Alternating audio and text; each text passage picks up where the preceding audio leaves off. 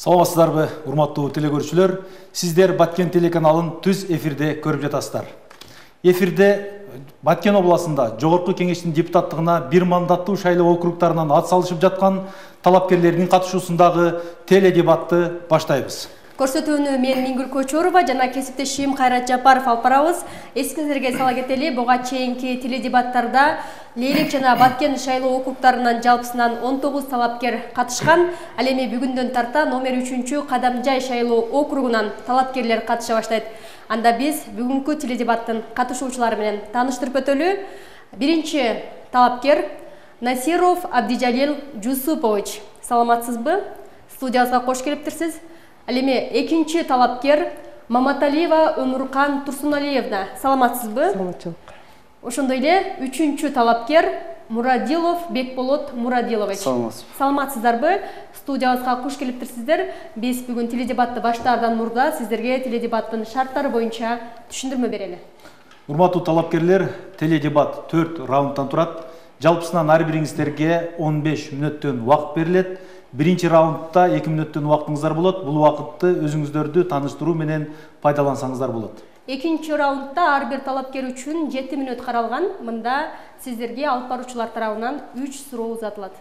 Ал эми үчүнчү раундда ар бириңиздерде 3 мүнөттөн убакыт болот. Бул убакытты бири-бириңиздерге суроо берүү менен же талкуу иретинде, кааласаңыздар каалоо тилек иретинде да пайдаланууга мүмкүнчүлүк бар.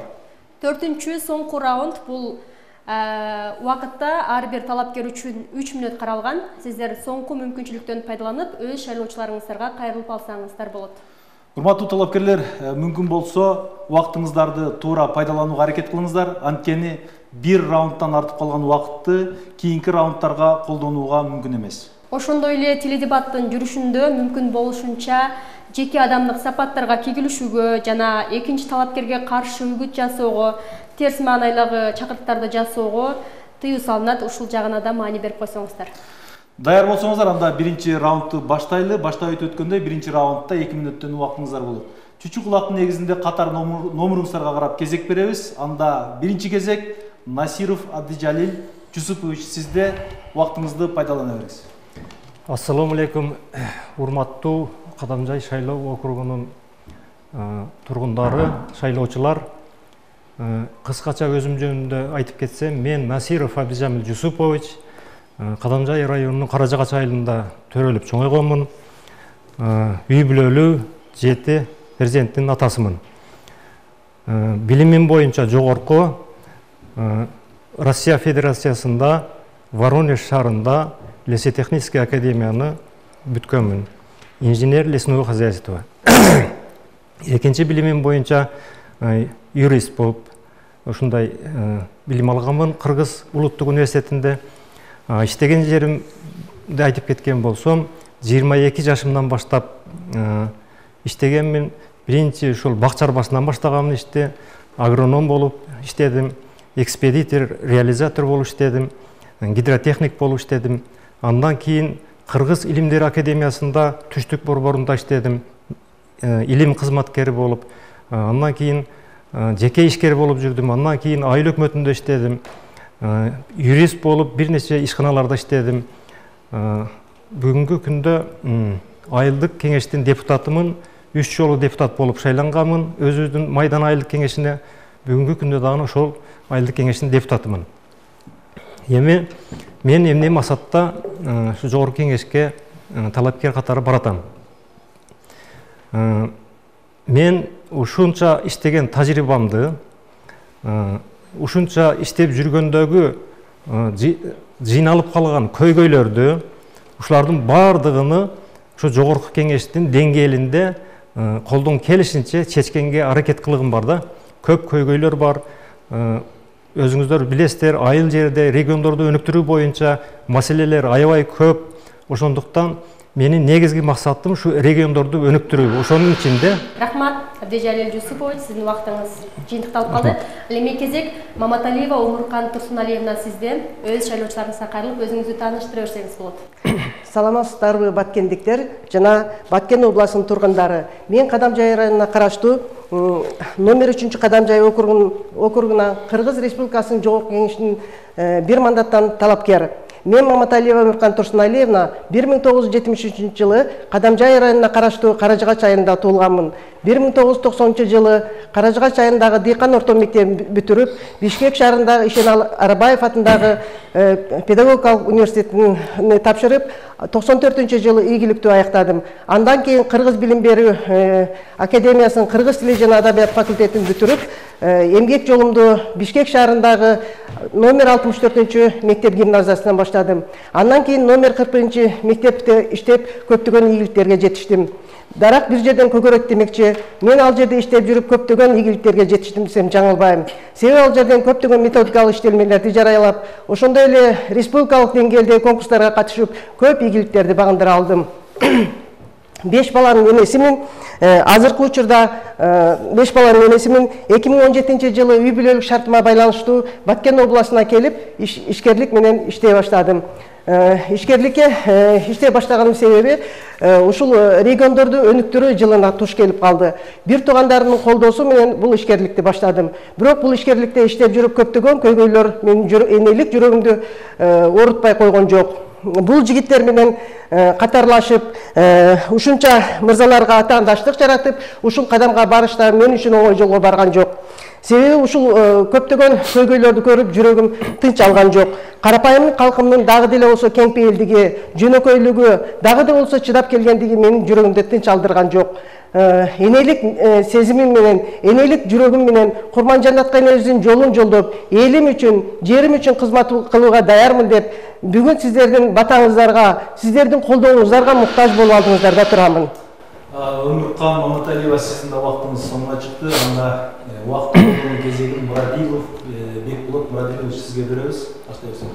Ассаламу алейкум, урматтуу кыргызстандыктар, урматтуу Кадамжай шайлоо округунун шайлоочулары, урматтуу элим. Мен Мурадилов Бекболот Мурадилович 1995 жылы Кадамжай районунун Пүлгөн айылындагы такталбаган чек арада жашаган Дыйкандын үй бүлөсүндө туулуп өскөм. 2011 жылы Бабажан Айтматов атындагы гимназия мектебинен билим алып, андан кийин Сапат билим берүү мекемеси Кадамжайдагы Семете лицейинде окугам. Жогорку билимим 2012 жылы Бишкек шаарындагы президенттин алдындагы мамлекеттик башкаруу академиясынын мамлекеттик жана муниципалдык башкаруу тармагынан жогорку билимди алгам. Студент кезибизден Кадамжай жаштар коомдук фондун түзүп, бүгүнкү күнгө чейин 10 000 деген студенттер менен иштешип, көптөгөн иш-чараларды уюштуруп келүүдөбүз. Жумушубуз KG Group курулуш компаниясынын окууну бүтөрмөй KG Group курулуш компаниясынын директорунун чакыруусу менен анын жардамчысы болуп эмгектенип баштадым. Аны менен бирге Жогорку кеңештин депутатынын коомдук жардамчысы болуп, 5 жыл бою Жогорку кеңештин ишмердүүлүгү менен толугу менен тааныштып, ал жактан тажрыйба чогулттук.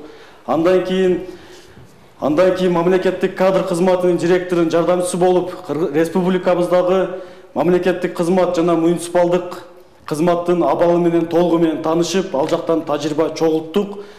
Мамлекет аткаруу бийлигинде, мыйзам чыгаруу бийлигинде жана жеке секторлордон тажрыйба алгандан кийин мына эл аралык уюмдардан Жашылай коомунун Кыргызстандагы аткаруучу директору болуп жүрүп, көптөгөн иш-чараларды уюштуруп келүүдөбүз. Жашылай коому 70 өлкөдө филиал бар. Жашылай коому Кыргызстан атынан чыгып, жолугушуу семинарларга катышып келүүдөбүз. Мына бүгүн насип кылып биз дагы элибизге, жерибизге ак ниетибизден кызматыбызды кылалы деген ниеттер менен мына бүгүнкү шайлоого аттанып отурабыз.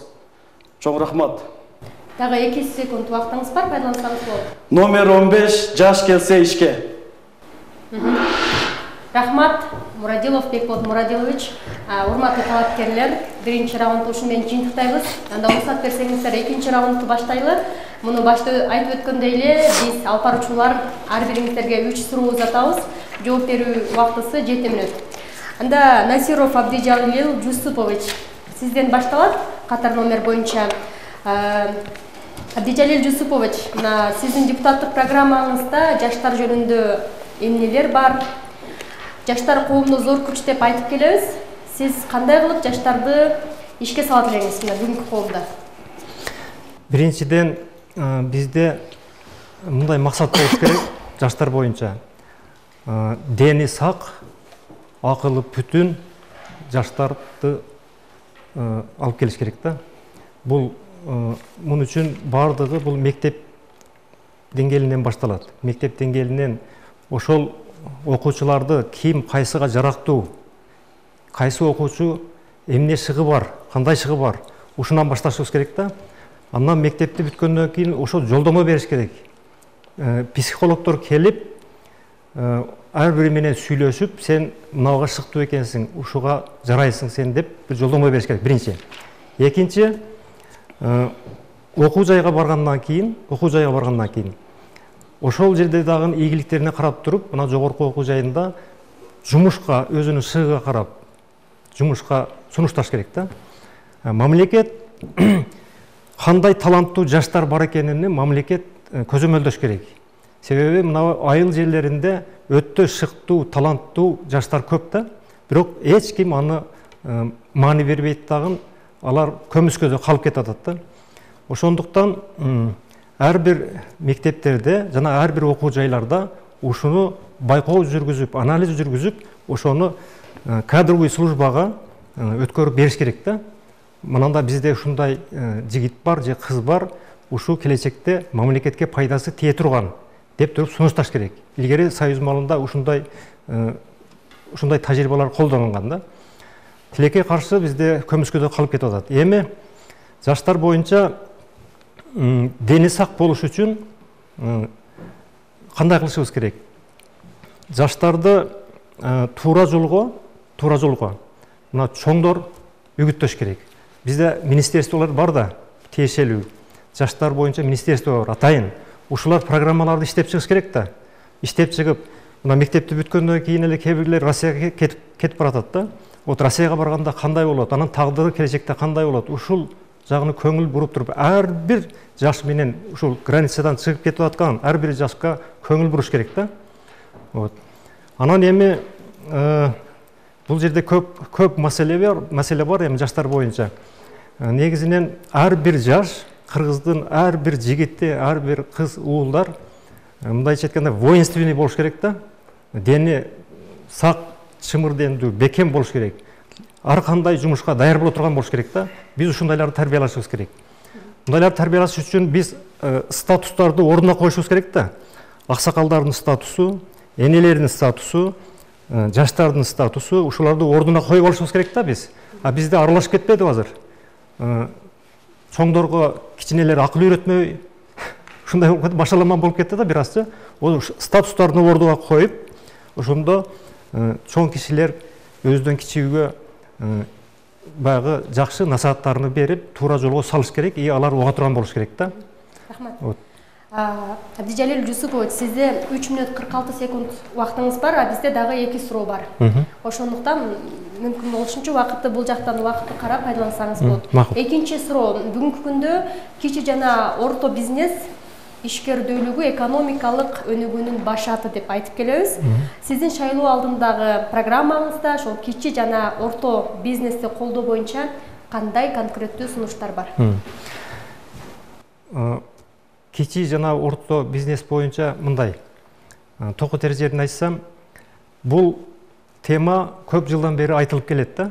Депутаттардын арасында дагы аткаруу бийлигинде дагы айтылып келет. Бирок конкреттүү чара же болсо ыңгайлуу шарт ушул күнгө чейин түзүлгөн жок. Ар бир үй бүлө же болсо ар бир иштейм деген жүрөгүндө жалы бар, жөндөмү бар, кызык максат кылган. Бирок ошолорго шарт жок. Шарт. Эми ошо кандай кылып ошол бир ишкананы ачыш керек, бир жумушту кандай башташ керек, ошону бир жерге барып сурайын десе, сурай турган жер жок. Мына өзгөчө айыл жерлерде. Ошолорго бир консультация бере турган бир борбор болуш керек да. Менин программамда дагы бул бар. Мисалы, бирөө бир ишкана ачам деген болсо, ошол документти 2 күндө бүтүш керек да. Ал бир жерге барыш керек, бая борборго барыш керек, ошол жерден сураш керек. Мен ушундай ишкана ачайын деп атам, кандай кылышым керек дегенде, алар чөткө көрсөтүп бериш керек. Мындай кыласың деп чөткө колуна карматып коюш керек да. Ошондой жер барбы? Жок. Кайсы жерден сураш керек? Ушул суроо болуп атат да. Ошондой туура жол деле көрсөтүп коюш керек. Башка калганын өздөрү жасап алат баарынычы. Вот бул биринчи. Экинчи, ошол эле борбордон анализ жасап бериш керек да. баштапкы ишкерлерге анализ жасап бериш керек. Мисалы, эгерде сен бир өндүрүш өндүргөн болсоң, ошону кайсыл жакка сатасың? Рынок сбыта деп коет. Ошону аныктап бергенге жардам бериш керек. Көп ишкерлер ошол жактан кыйналат. Чоң бир аппаратты коюп алышат, анан аны реализация кылыш аябай кыйын болуп калат да. Ошол эң чоң катачылык болуп атат да. Ошону жанагы борбор, мамлекет тарабынан каржыланган борбор ошолорго жардам бериш керек да.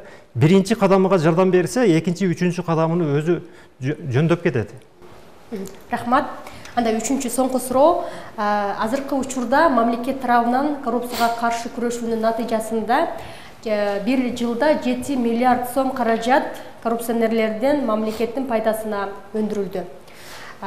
Кандай ойлойсуз? Дагы кандай аракеттерди кылсак, ушул коррупция менен күрөшүү дагы да натыйжалуу болот?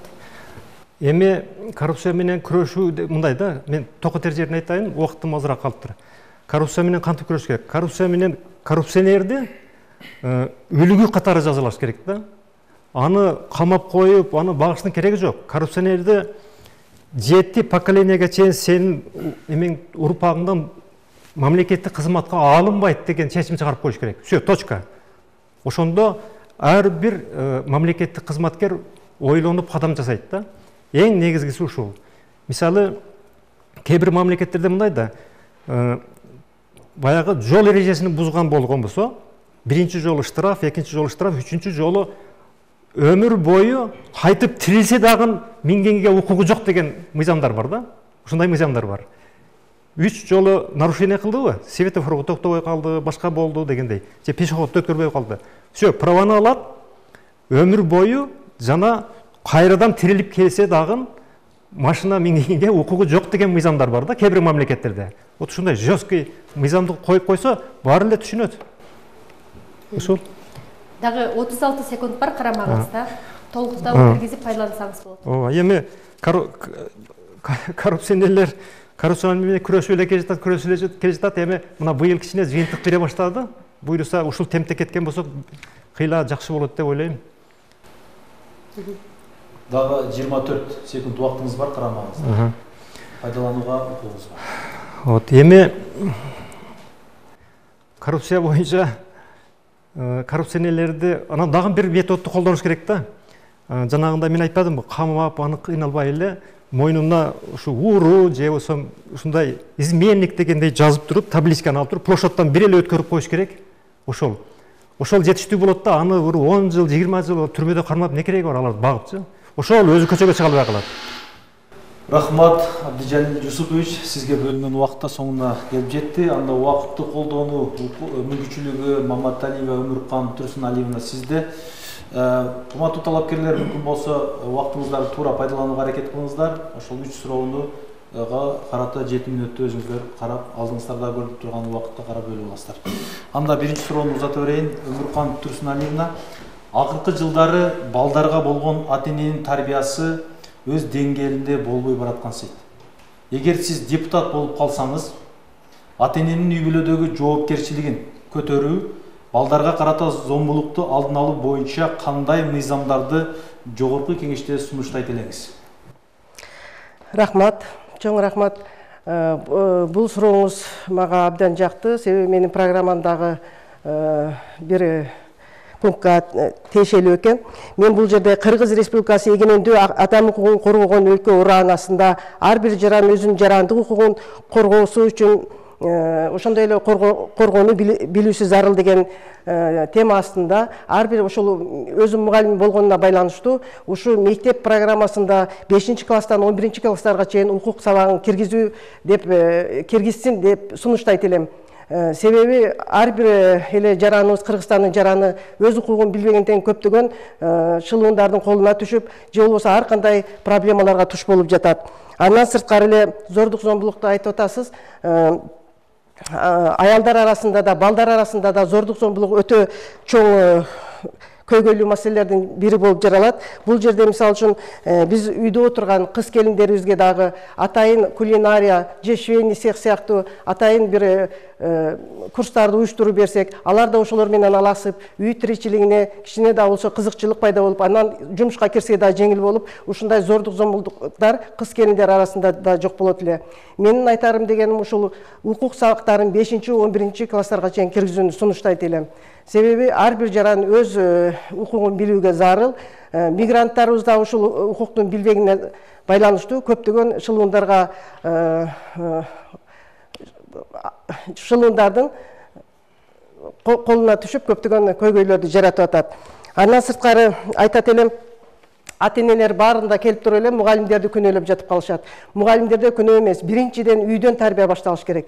Үйдөн жакшынакай тарбия алып, мугалимдин мындай, мугалимдин тигиндей деп мугалимди жамандабай, биринчи үйдөн жакшына тарбия бериш керек. Ата-эне баланын астында эч качан мугалимге жаман сөз айтпаш керек. Ошондо кайра балага стимул пайда болот. Мугалимим жакшы экен, мугалимиме кызыгып окушум керек экен деген стимулдар пайда болот дагы. Бала дагы мектепке болгон кызыгуусу көбүрөөк өрчүп кетет эле.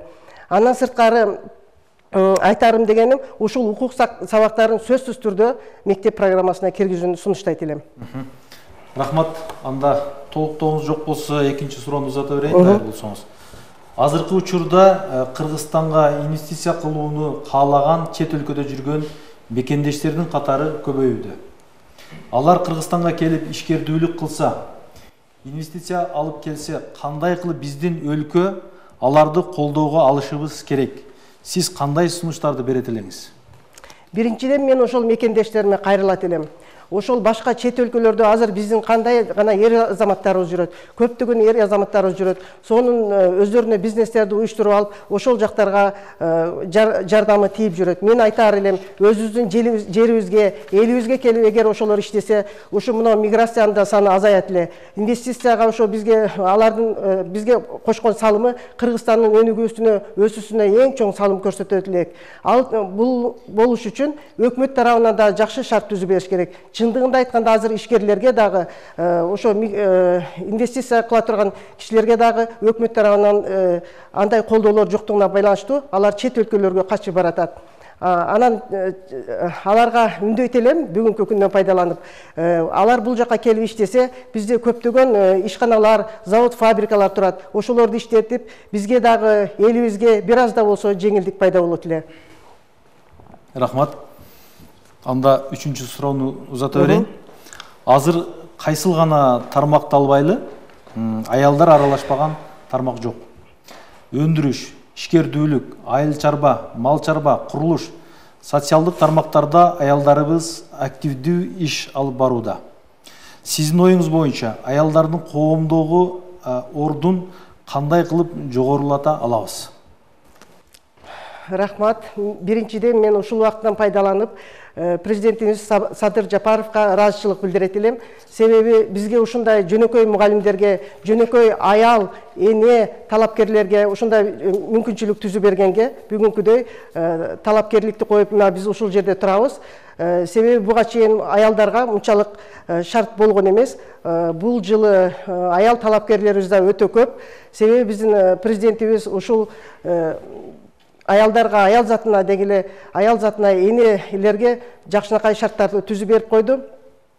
Биринчиден ыраазычылык билдирем. Андан сырткары дагы аялдарды ааламга Кыргызстандын желегин желбиретип, Айсулуу Тыныбековадай, Айперидей кыздарыбыз ааламга Кыргызстандын желегин желбиретип атат. Ошолордун катарында эле биз да бүгүн мына талапкерлигибизди коюп отурабыз.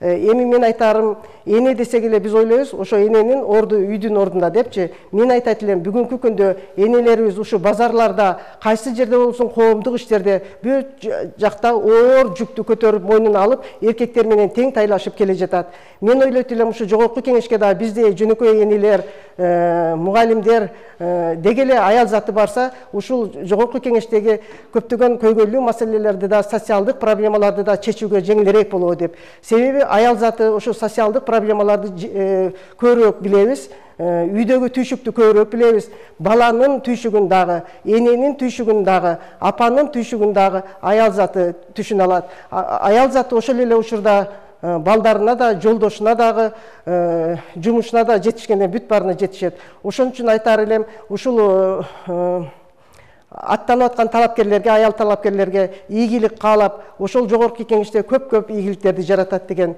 ниетим бар. Рахмат, сизди карамагыңызда дагы 1 мүнөт 45 секунд убактыңыз бар. Пайдалансаңыз болот. Мен эми айтарым дегеним дагы мына жанагы жарандарыбызды укук темасы боюнча кайта айтып кетерим дегеним, бул жерде ар бир адам өз укугун билүүгө зарыл деп айтпайбызбы? Бул жерде биз ушул теманы кеңирээк алып кетиш үчүн элибизде атайын элибизде салттуу институттарды иштетүүнү жөнгө салышыбыз керек. Себеби биз салттуу институттар мурункудай иштей баштаганда гана, же мугалимдердин талабы мурункудай күчөгөндө гана биз ушул зордук зомбулуктан арыла алабыз. Андан сырткары дагы ата-энелер тарабынан да көп контролдор кетиш керек. Мындан тышкары биз айтып атабыз, жана ата-энелер, көптөгөн ата-энелер миграцияда жүрүшөт. Ата-энесин тайнесине, тайтасына таштап коюп, же болбосо чоң чоңотасына таштап коюп. Булардын миграцияда жүргөн мигранттарды дагы мигранттар менен байланышта болуп, андан сырткары мигранттардын балдары менен дагы байланышта болуп, атайын уюм түзүп, ошолордун эмне менен алек болуп атат, кандай жашап атат, зордук зомбулукка кабылган жокпу, бул маселени биз терең карап чыгышыбыз керек. Бул биздин жашоодогу абдан көйгөйлүү маселелердин бири. Биз буга чейин билбей келгенбиз. Чындыгында азыр мына интернет булактарынын көптүгүнөн биз ушундай зордук зомбулукка учураган балдарды аябай көп көрүп атабыз. Андан сырткары дагы мындай маселелерди жөн эле үстүртөн жабылып кеткен байкалып атабыз. Муну жөн эле жаап койбостон, ошол зордук зомбулук көрсөткөн кишини ошол мыйзамдуу түрүндө Абжамал ака айткандай аябай катуу чара көрсөтүп, ошо грубо айтканда өлүм жазасына чейин тартканга мыйзам кабыл алсак болот да. Себеби бул баланы, жаш баланы, аялды укугун коргоо биздин чоң милдетибиз болуп эсептелет. 1 секунд 21 секунд вактыңыз бар экен, эгер пайдалансаңыз да болот. Андан сырткары биз ажырашуу маселеси да аябай көп болуп атат. Рахмат, Маматалиева Өмүркан Турсуналиевна биздин суроолорго жооп берди. Ал эми кезек Мурадилов Бекболот Мурадилович сизде. Биринчи суроо, мына жакында эле кыргыз эли үчүн бир жакшы жаңылык болду. Бул деген ошол Кумтөр толук бойдон мамлекеттин башкаруусуна өттү. Бул биз үчүн чоң жеңиш деп эсептейбиз, анткени өлкөнүн бюджети үчүн чоң киреше алып келмекчи. Ушундай бир мамлекетке чоң киреше алып келген Баткен облусунда дагы кен байлыктар бар. Ошондуктан суроо мындай: Кадамжайдагы Шамбисай алтын кенин иштетүү боюнча сиздин оюңузду уксак, кандай кылганда биз Шамбисай алтын кенин мамлекеттин, элдин пайдасына иштете алабыз? Чоң рахмат сурооңузга. Ооба, туура айтасыз. Бул биздин программабызда дагы бар. Колдогуу ресурстарды туура натыйжалуу пайдалануу деген. Биз Кыргызстан, Кудайга шүгүр, кенге бай өлкөбүз. Ар бир тооз насыда кен байлыктар жатат. Ошондой эле биздин Кадамжай районубуздагы Шамбисайдан баштап Сурма комбинаты, Сымап комбинаты ошондой бир кенге бай райондордун бирибиз. Сиз айтып кеткен алтын кени боюнча бул кендер, бул алтын кендер бир гана кыргыз элиники, бул бир гана кыргыз эли үчүн иштеш керек. Эгерде бир элибизге кандайдыр биз зыяны боло турган болсо, анда бул азыркы убакытта аны иштетүүгө болбойт. Себеби Шамбисай бул чоң бир Исфайрам дарыясынын жанында турат. Эгерде азыркы учурда ал дарыядан зыян келе турган болсо, биздин районубуздун бир зонасы бүтүндөй бир элге зыян алып келиши мүмкүн. Себеби азыр биз канчаган миллиондогон же канчаган сумма акча табабыз, пайда алып келебиз деп, кийин келечекте миллиарддаган бир зыянга учура турган элдин көйгөйү чечүү бул өтө зыян алып келиши мүмкүн. Айтып коет, бир оорунун, бир кырсыктын алдын алуу, ал кырсыкты дарылоодон 4-5 эсе арзан турат. Ошондуктан эгерде азыр ал кенди биз иштетип элге зыян алып келе турган болсок, ал кенди иштетүүгө азыркы учурда кажети жок деп эсептейбиз. Эгерде бул биз баары кен байлыктар элдики азыр иштете албасак, биз келечек муунга ошол бойдон кайтарып ошол бойдон сактап беришибиз керек. Кийин технология заман өзгөрүп, өздөрү мындай элге зыяны тийбеген шартта иштетип колдонуш керек. Азыркы учурда эгер зыян боло турган болсо, аны элге зыян болсо эч кандай иштетүүнүн кажети жок деп эсептейбиз. Рахмат жооңуз үчүн. Анда экинчи суроо. Эми бүгүн коомубузда айтты эле көйгөйдү баары четтен эле баары көйгөйдү айтып чыгышат. Бирок ошол маселени чечүү жолдорун сунуштагандар абдан аз да. Сиз мына ушул жогорку кеңештин депутаттыгына өзүңүздүн талапкерлигиңизди коюп баратасыз. Ушул программаңызда өлкөнүн же мамлекеттин кандай көйгөйлөрүнү көтөрүп чыктыңыз? Деги эле биз кандай кылганда ошол маселелерди чече алабыз? Айтып берсеңиз болот. Ооба, азыркы учурда эң биринчиден саясий туруктуулук керек биз үчүн. Себеби саясий туруктуулук жок болгондугуна байланыштуу ички миграция инвесторлор дагы, сырткы инвесторлор дагы кооптуу качып турушат. Себеби бизде саясий туруктуулук болсо, бир инвестор дагы биздин өлкөбүзгө ишенип, өзүнүн бизнесин баштаса болот. Сиз айтып кеттиңиз, көйгөйлөр аябай көп. Мисал, азыр бизде көйгөйлөр мына миграция маселеси болуп атат. Ошол мына карапайым элибиз дагы, мына районубузда дагы жалпы элде деле карап көрсөк болот. Жумушсуздук аябай күчөдү. Жумушсуздуктун айынан мына мигранттар канчалаган миллиондогон кыргызстандыктар чет өлкөгө аргасыздан иштөөгө баратат. Биз дагы да аябай эл арасында мындай көйгөйлөр аябай көп. Мисал үчүн азыр кымбатчылык аябай күчөдү. Продукция, тамак аш продукциясы бар өсүүдө, бир гана айлык маянадан башкасы аябай бат өсүп, бензин да мына кымбаттап атат. Ошондуктан мына биз ушул программабызда дагы мына билим берүүгө дагы аябай басым жасаганбыз. Эгерде мына биз мына 20-чы кылымдын системасы менен мына азыркы күнгө чейин билим берүү уланып келүүдө. Биз ошондуктан мына заман өзгөргөн сайын заманга жараша, замандын технологияларын колдонулган билим берүү тармагына басым жасашыбыз керек. Себеби мына ар бир жаш ошол мектептен тарбия окуткан бала чет тилдерини жана заманга ылайыктуу IT технологияларын мыкты өздөштүрсө, ал миграция дагы азайып, ошол бүтүрүп атканда биз кесип тандоолоруна жана ошол шыгына жараша биз ошол баланын туура багыт берүү жагындагы көзөмөлдөсөк, ошондо ал бала бир жумуш таап кетүүгө чоң мүмкүнчүлүк түзүлөт. Биз жана ушундай бир программабызда камтыдык. Биз мына жумуш мамлекет, жумушчу, инвестор, ички инвестор же тышкы инвестор, анан ар бир үй бүлөдөн идеясы бар үй бүлөлөрдөн бириккен бир бириктирип, бир ошол треугольник деп коет. Ошону бириктирип биз ар бир үй бүлөдөн ишкер чыгарсак, мамлекетибиз өнүгөт жана өсөт. Рахмат.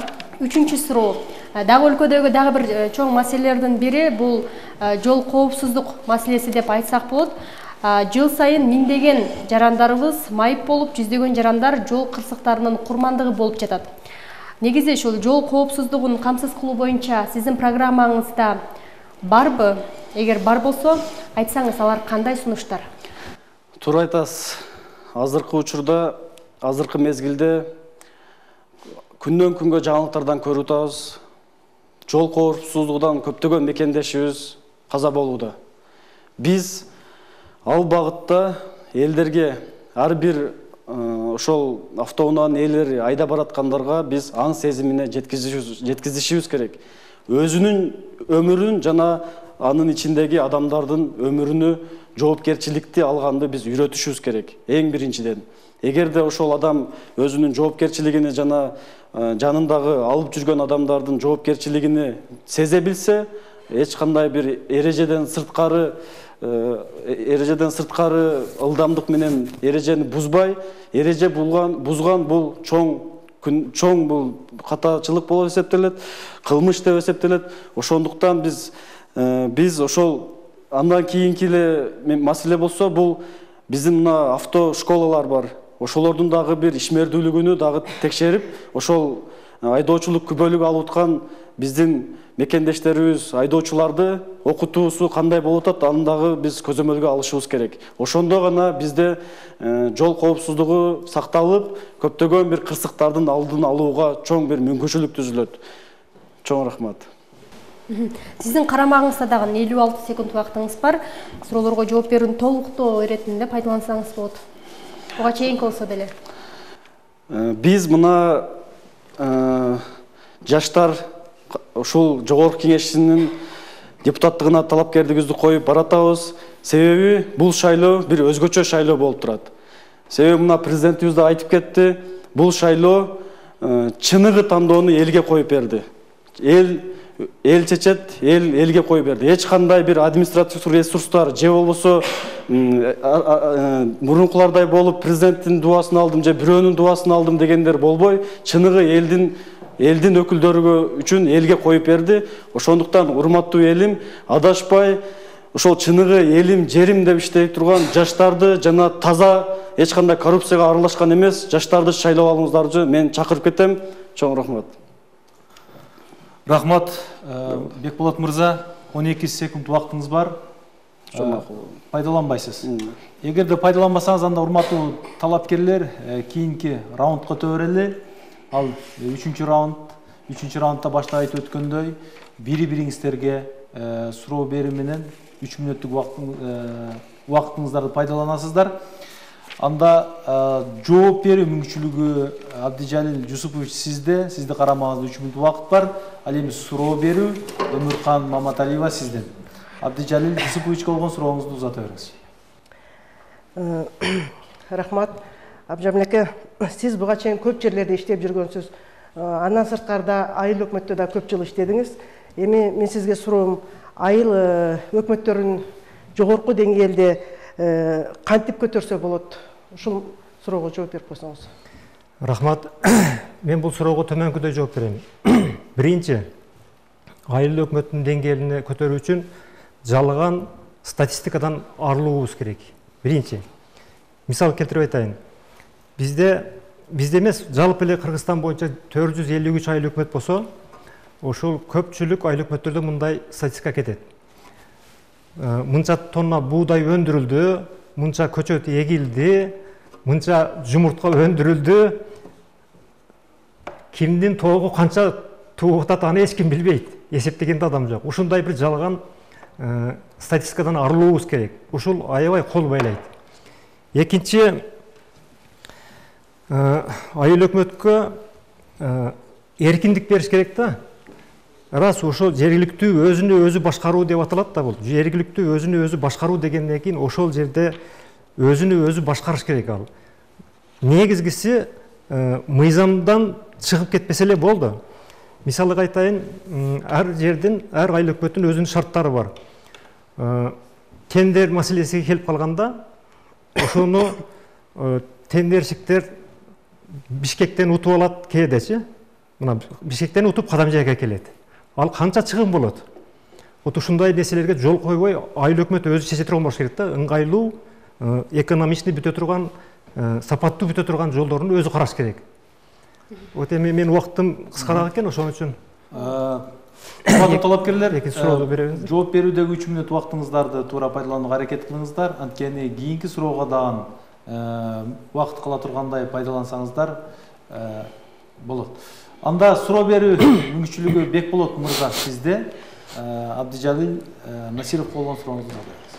Абдижамил Жусупович, сиз мына көптөгөн жергиликтүү өз алдынча башкаруу тармагында, жергиликтүү айыл өкмөттө, жергиликтүү кеңеште депутат болуп иштеп, ошол жактан көптөгөн тажрыйба чогултуп, элдин кызматында жүрүпсүз.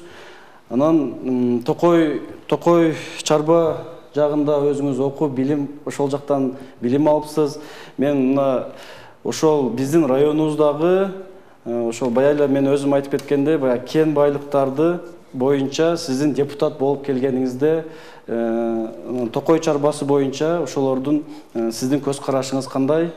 Ошол боюнча айтып койсом.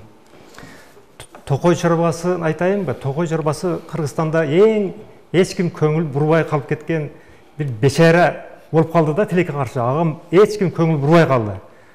Токой шарбасы биринчи орунда туруш керек. Себеби бул экология.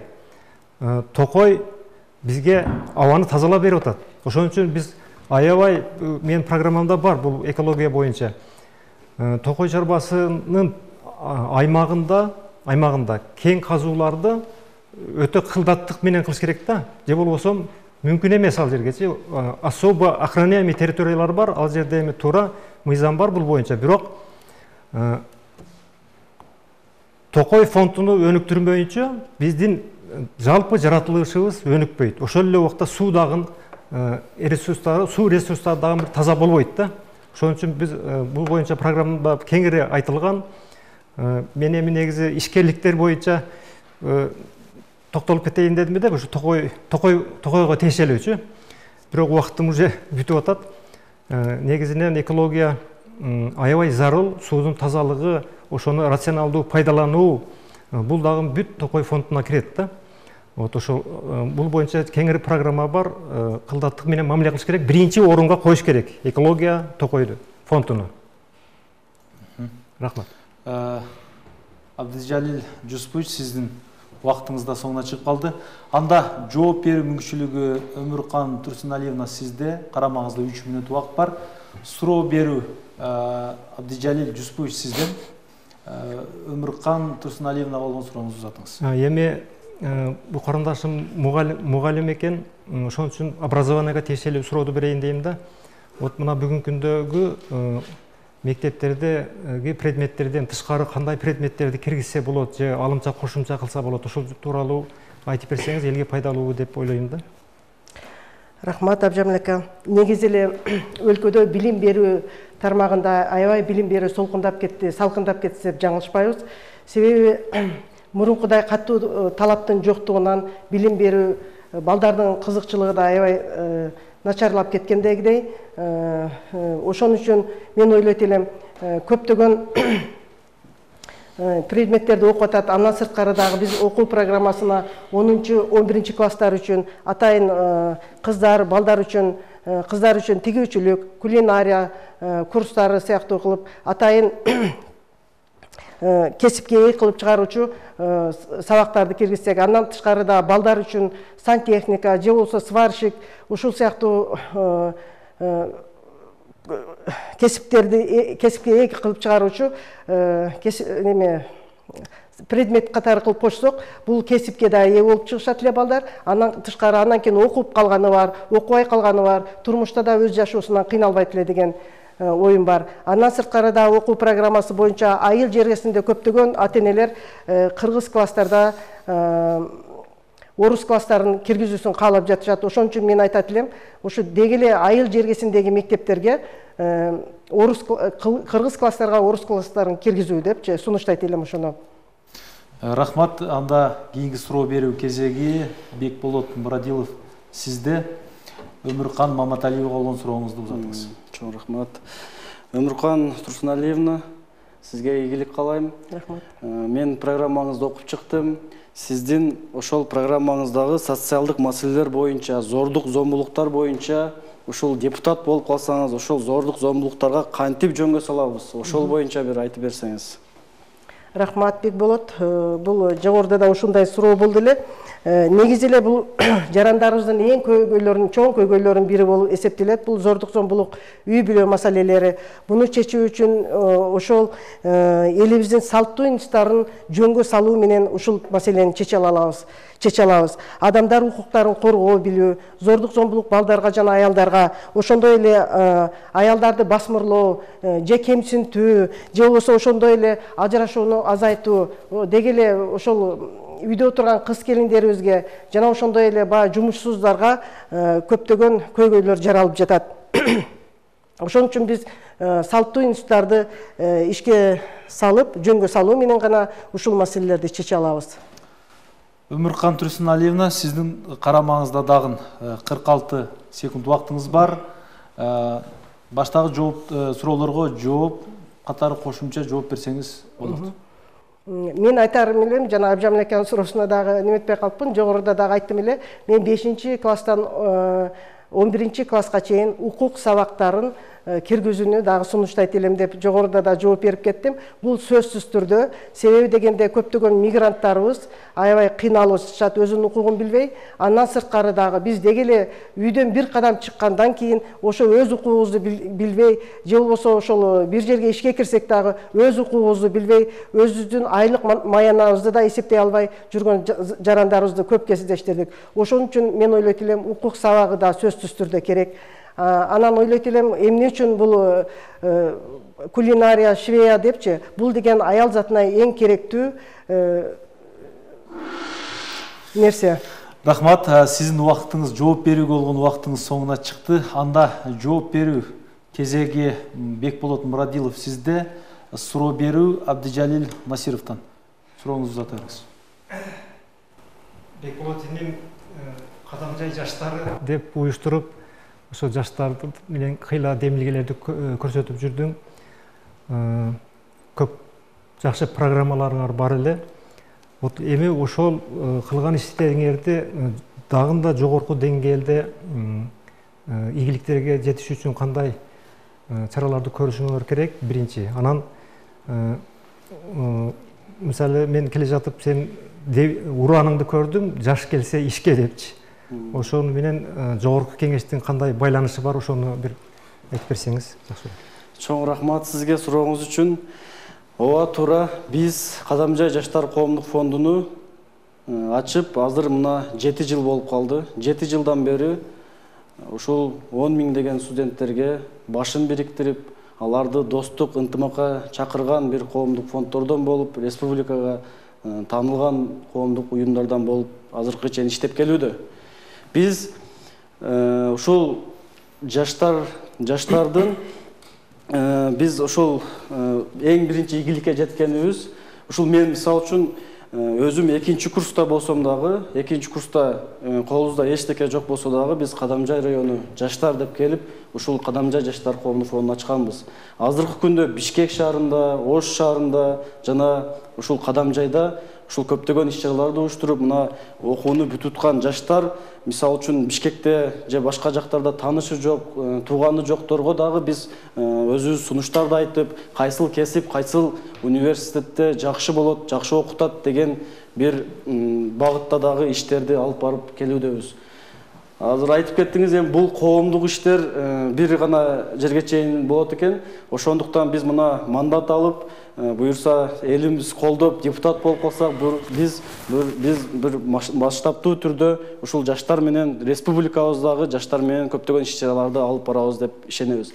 Анан сиз экинчи сурооңузду айтып кеттиңиз, жаш келсе ишке деп уран чакырыпсың, ал кандай жогорку кеңешке кандай тиешеси бар деп айтып кеттиңиз.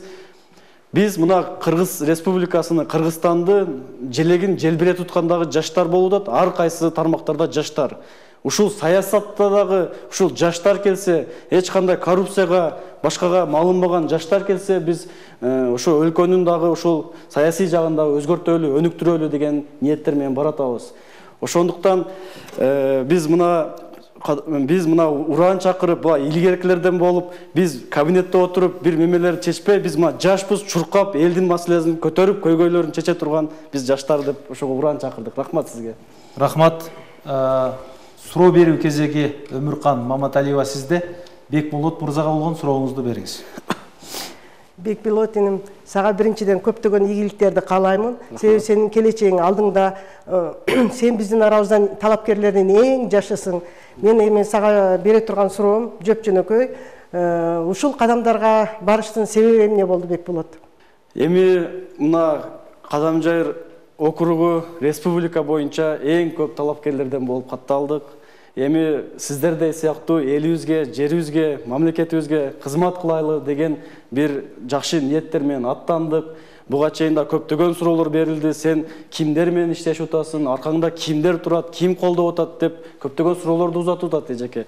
Ошону айтып коеюн, биз мына чыныгы өзүбүз эч кандай партия менен, эч кандай кандайдыр бир күчтөр менен эмес, биз мына жаштар бир команда болуп, ар бир ушул өзгөрүүнү, өнүгүүнү каалаган бир жаштар менен биргеликте ушул жогорку кеңештин шайлоого аттанып атабыз. Элибизге, жерибизге ак ниетибиз менен кызматыбызды кылалы, өнүктүрөлү өлкөбүздү деп кайдыгер эмес жаштар менен биргеликте ушул баратабыз. Рахмат, Бекболот Мурадилович, сиздин дагы суроо жооп берүү мүмкүнчүлүгүңүз, убактыңыз бүтүп калды. Урматтуу талапкерлер, эми болсо ушул теледебатка бөлүнгөн 15 мүнөттүн соңку 3 мүнөтү калды. Бул жыйынтыктоочу бөлүк 4-чү раунд деп айтсак болот. Ар бириңиздер өз шайлоочуларыңызга кайрылсаңыздар болот. 28 ноябрь күнү жарандар сиздерди эмне үчүн шайлашы керек түшүндүрмө берип өтсөңүздөр болот.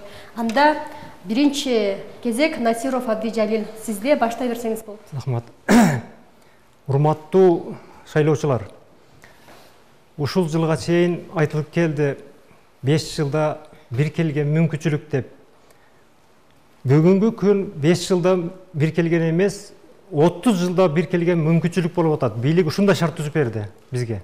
Сиздерге да ушундай шарт түзүп берди. Бул 30 жылда биринчи жолу ушундай шарт болду. Өзүңүздөр каалаганыңыздарды тандоого мүмкүнчүлүк берди. Эч кимден көз каранды эмессиздер. Ошондуктан ушул өзүңүздөрдүн мүмкүнчүлүгүңүздөрдү туура пайдалансаңыздар деп айткым келет да шайлоочуларга. Эч кандай жанагындай азгырыктарга, акчаларга дегендей азгырылбастан өзүңүздөрдүн жүрөгүңүздөрдөгү тандоо менен чечкиндүү бир чечимге барсаңыздар. Сиздерден ушуну суранам. Мен эми жана бир аз убакыт аз болуп калды. Ишкерлер тууралуу пайдаланып кетсем болот программа боюнча. Бул аябай маанилүү маселе, ушуну угуп калса экен дейм да, шайлоочулар дагы элдер бардыгы. Ар бир өндүрүш, айыл чарбасы болобу, башка болобу, мындай болуш керек. Мамлекет тараптан мисалы 10 тонна картошка өндүрө турган болсоң, сен ошону кайсыл жакка сатышың керек, ошону канча егишиң керек, ушул боюнча бир электронный цифровизация болуш керек да, бир мамлекетте квота болуш керек. Быйыл мен ушунча эксем мамлекет алат экен дегенчи. Мамлекет дыйкандын өндүргөн өндүрүшүнү алыш керек. Мамлекет алыш керек. Аны сен клиент издебешиң керек. Кыйналып сен Россияга апарып, тияка апарып, андай мучение болбош керек да дыйкангачы. Дыйкан өндүрүштү билиш керек, сапаттуу, ошол көрсөтүлгөн нормада өндүрүштү билиш керек. Мамлекет өзү сатып алыш керек. Өзү сатып алып, мамлекеттик деңгээлде башка мамлекеттер менен сүйлөшүп, экспортко мамлекет айдаш керек да. Вот ошондо бизде өндүрүш болот. Ишкерлерге дагы ушундай мамиле болуш керек да. Анан ишкерлерге дагы бир айтып кете турган нерсе, ишкерлердин статусуну, даражасын аябай бийик коюш керек да. Бизде тилекке каршы чиновниктердин даражасы бийик байкалат. Ишкерлердики төмөн байкалып калып атпайбы? Ишкерлер мындайча айтканда бар жокто төрдө болуш керек. Ишкер ким канча салык көп төлөгөн болсо, ким мамлекетке кандай көп пайда алып келип аткан болсо, ошол ар дайым сыйда болуш керек мамлекет тараптан. Мамлекет алардын даражасын бийик көтөрүп, башкаларга үлгү көрсөтүш керек да.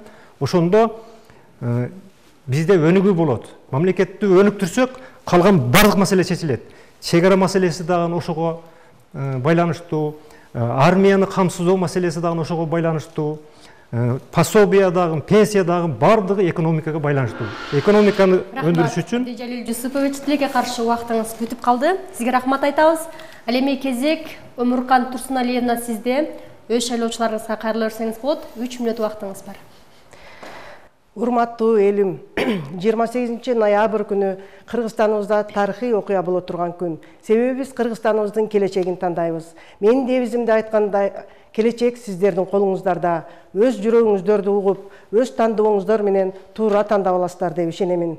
Мен талапкер катары жөнөкөй мугалим, жөнөкөй эне, жөнөкөй аял катары талапкерлигимди койдум.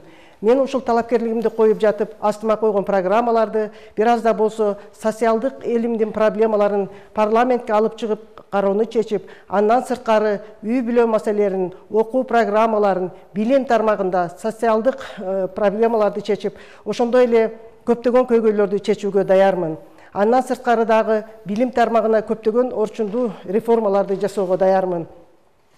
Жогоруда айтылып кеткендей эле бала бакчаларды, жараксыз бала бакчаларды мамлекет тарабынан көзөмөлгө алууга, ошондой эле мугалимдердин кадыр баркын көтөрүүгө, ошондой эле биринчилерден болуп менин планым, мен окуп чоңойгон Каражыгач айылындагы Дыйкан орто мектеби эң көйгөйлүү проблемаларым болуп турат. Андан сырткары дагы менин биринчи проблемаларымдын бири элимдин ден соолугу. Экологияны сактап, ошондой эле элибиздин ден соолугуна кам көрүү. Кары картаңдарды, жаш балаларды акысыз дарылоого көзөмөл жүргүзүү. Андан сырткары биздин ооруканаларды заманбап техникалар менен камсыздап, андан сырткары заманбап шарттарды түзүү. Андан сырткары көптөгөн жарандарыбыз кыйналып жаткан, ушу жасалып жаткан оор операцияларды чет өлкөлөрдө жасалып жаткан, өзүбүздөгү ооруканаларда жакшынакай шарт түзүп, өзүбүздүн өлкөбүздө жасоо. Социалдык проблемаларды карап көрсөк, ошондой эле ишкерлерди колдоо, ишкерлер маселесине көп көңүл буруу, андан сырткары өзүбүздө агып жаткан дарыядагы сууларды ысырапсыз пайдалануу, калкты таза суу менен камсыздоо, ошондой эле майда жана ири гэстерди куруу, өзүбүздөн чыгып жаткан продукцияларды экспорттоого көзөмөлдөө жүргүзүү. Андан сырткары көптөгөн проблемаларымдын бири социалдык проблемалар жогоруда айтылып кеткен. Мигранттар маселеси жана үй бүлө маселеси. Калкты маданий жана руханий жактан тейлөө, спорт клубтарын жана башка эс алуучу жайларды куруу. Мурда иштелбей калган Разис 61 аэропортун кайрадан ишке салууга, жөнгө салууга каралашуу. Аймактарды социалдык абалын көтөрүү үчүн көптөгөн күчүмдү жумшап, аракет кылууга даярмын. Туура бийде тууган жок, тууган бийде ыйман жок демекчи. Келиңиздер туугандар, туура тандап, элибизде жакшы талапкерлерди, туура талапкерлерди, таза талапкерлерди шайлап алалы. Татыктуу талапкерлер сиздердин колуңуздарда. Рахмат, Маматалиева Омуркан Турсуналиевна. Сиздин убактыңыз бүтүп калды. Ал эми акыркы биздин талапкерибиз Мурадилов Бекболот Мурадилович, сизде 3 мүнөт убактыңызды пайдаланып, шайлоочуларга кайрылсаңыз болот. Урматтуу замандаштар, урматтуу номер 3 Кадамжай шайлоо округунун шайлоочулары, урматтуу элим. Мына өзүңүздөргө белгилүү болгондой, шайлоо күнүнө дагы 6 гана убакыт калды, 6 гана күн калды. Өзүнүн келечегине жана өлкөнүн келечегине кайдыгер карабай, ушул 28 ноябрь күнү өлкөнүн келечеги үчүн, жаңылануу үчүн, жаңыча көз караштагы жаштарды эч кандай бир коррупцияга же эч кандай бир малынбаган жаш иштейм деген талапкерлерди өзүңүздөр карап шайлап алыңыздар деп мен сиздерден суранып кетем. Мамлекет бизде бирөө гана. Биз башка улуттан же бир башка жактан келип биздин мамлекетибизди, өлкөбүздү, элибизди коргобойт. Биздин өлкөбүздү, биздин мамлекетибизди бир гана ушул кыргыз эли. Биз өзүбүз гана өнүктүрүп, өзүбүз гана өнүктүрөбүз. Ошондуктан, урматтуу элим, мына алдында айтып кетти. Бул шайлоо 30 жылда бир келип турган бир шайлоо жана бир мүмкүнчүлүк болуп турат. Себеби мына чыныгы тандоо элим сиздерде болуп турат. Мурункулардай болуп, акчасына, бийлигине же бир кандайдыр бир шайлоо убактында келип, өзүнүн бир кандайдыр бир сөздөрүнө азгырылбай, урматтуу элим, азгырылбай, бунусунда ушул шайлоодо туура жаш келсе ишке деп биз мына уран чакырдык, жаштарды колдоп алыңыздар. Биздин мына энергиябыз бар, жаштыгыбыз бар, тажрыйбабыз бар. Биз элибиз, жерибиз үчүн иште берели деп мына биз командабыз менен баратабыз. Ошондуктан урматтуу элим, адашпайлы ойлонуп, өлкөнүн келечеги үчүн туура чечимди кабыл аласыздар деп мен сиздерден ишенем, суранып кетем. Чоң рахмат сиздерге. Бекболот мырза, сизди карамагыңызда 56 секунд убактыңыз бар. Пайдаланбайсыз. Пайдаланбайсызбы? Анда, урматтуу талапкерлер, сиздерге рахмат айталы. Бүгүнкү теледебатка бөлүнгөн убакыт соңуна келип чыкты. Урматтуу телекөрүүчүлөр, сиздер 2021 жылдын 28 ноябрына дайындалган Кыргыз Республикасынын Жогорку Кеңешинин депутаттарын шайлоого бир мандаттуу Кадамжай шайлоо округунан ат салышып жаткан талапкерлердин катышуусундагы теледебатты көрдүңүздөр. Бүгүн бизде талапкерлер Насиров Абдижалил Жусупович, Маматалиева Өмүркан Турсуналиевна жана ошондой эле Мурадилов Бекболот Мурадилович болду. Ал эми келерки теледебат эртең 23 ноябрда эфирге чыгат. Башталышы адаттагыдай эле кечки саат 8:30-да. Ошондой эле сиздер бизди социалдык тармактар аркылуу, тагырга айтканда Facebook баракчасынан Баткен медиа борбору деп түз эфирден көрсөңүздөр болот. Ал эми келерки теледебаттын катышуучулары Кадамжай шайлоо округунан Миркадыров Мухтар Мирсалиевич, Атажанов Рыспек Исламович, Маманова Розакан Султановналар болмокчу. Көрсөтүүбүз соңуна чыкты. Көрсөтүүнү мен Кайрат Жапаров жана кесиптешим Миңгүл Көчөрова алып бардык. Кийинки теледебатка чейин сиздер менен коштошобуз. Аман туруңуздар.